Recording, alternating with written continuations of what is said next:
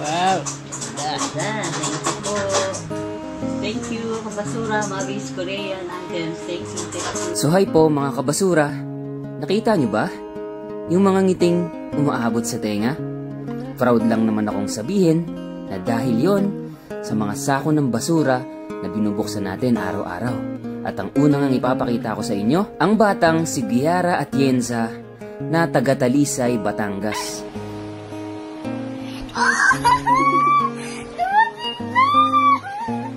Nakakatuwa lang kasi siya mismo yung nag-comment sa atin. Ang pangkaraniwang nababasa ko kasi, yung mga magulang kasi ang mga nagko-comment sa atin dito para sa mga anak nila. Pero itong batang to, iba kasi siya mismo yung nag-comment dahil siya mismo yung nanonood sa atin. At sakto naman, nabasa ko yung comment niya at sakto rin na may napulot akong badminton na gustong-gusto niya pala. Kaya ganito na lamang siya kasaya. Siyempre ako din. Actually, pagtapos ko nga ng trabaho na panood itong video niya, sobra, natanggal yung pagod ko mga kabasura.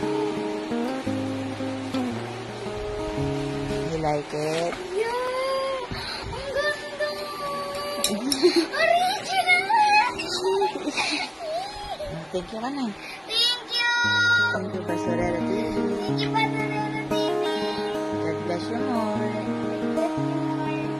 At napag-alaman ko din na isa pala siyang honor student nang galing mismo sa kanyang mama. Kaya mas lalo kong natuwa.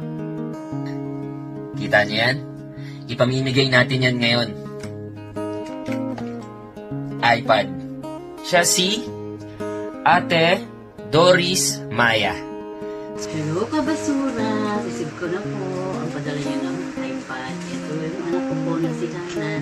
Tamang-tamang birthday na po yung August 31. Thank you po. Thank you.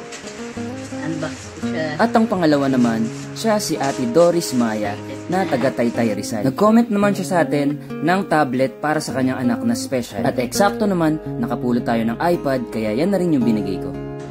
Thank you, kabasura, Mabis Korean Anthems. Thanks. At ang pangatlo naman, dahil nagsiselebrate ako ng time na to ng 2 million followers, kaya naganap ako sa comment section na pwede kong pagbigyan ng laptop. At sakto naman, nakahanap ako ng estudyante na si M. Nuke. At itong batang to naman ay estudyante na taga Pampanga.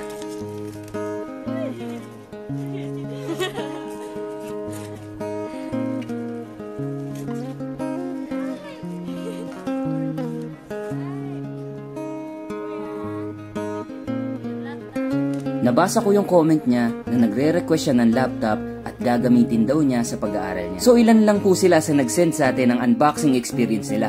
Meron pa pong iba, kaya abangan nyo po. Dito lang sa nag-iisang Basurero TV, be kind but not always. Peace!